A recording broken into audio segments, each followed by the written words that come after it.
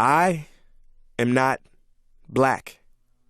I mean, that's what the world calls me, but it's not me. I didn't come out of my mother's womb saying, "Hey everybody, I'm black."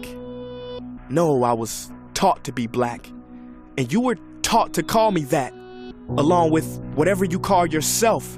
It's just a label. See, from birth, the world force feeds us these labels, and eventually we all swallow them. We digest and accept the labels, never ever doubting them. But there's one problem.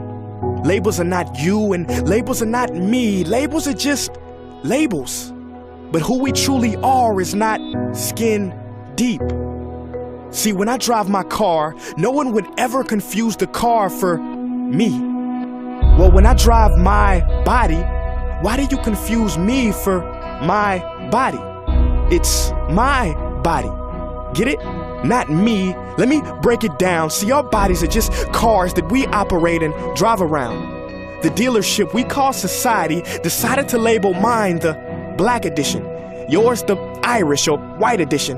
And with no money down, 0% APR, and no test drive, we were forced to own these cars for the rest of our lives. Forgive me, but I fail to see the logic or pride in defining myself or judging another by the cars we drive. Because who we truly are is found inside. Listen, I'm not here to tell you how science has concluded that genetically we're all mixed and race in the human species doesn't exist, or how every historian knows that race was invented in the 15th century to divide people from each other and it has worked perfectly. No, I'm not here to lecture. I just want to ask one question. Who would you be if the world never gave you a label? Never gave you a box to check? Would you be white, black, Mexican, Asian, Native American, Middle Eastern, Indian? No, we would be one. We would be together. No longer living in the era of calling human beings black people or white people. These labels that will forever blind us from seeing a person for who they are, but instead seeing them through the judgmental, prejudicial, artificial filters of who we think they are. And when you let an artificial label define yourself, then my friend, you have chosen smallness over greatness and minimized yourself, confined and divided yourself from others. And it is an undeniable fact that where there is division, there will be conflict, and conflict starts wars. Therefore, every war has started over labels. It's always us versus them. So the answer to war, racism, sexism, and every other ism is so simple that every politician has missed it. It's the labels. We must rip them off.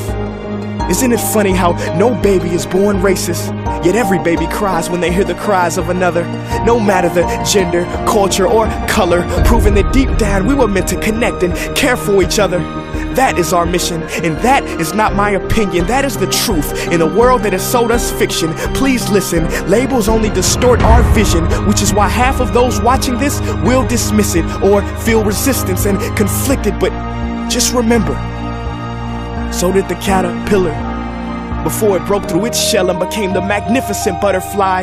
Well, these labels are our shells, and we must do the same thing so we can finally spread our wings. Human beings were not meant to be slapped with labels like groceries and supermarkets. DNA cannot be regulated by the FDA. We were meant to be free, and only until we remove them all and stop living and thinking so small will we be free to see ourselves and each other for who we truly are.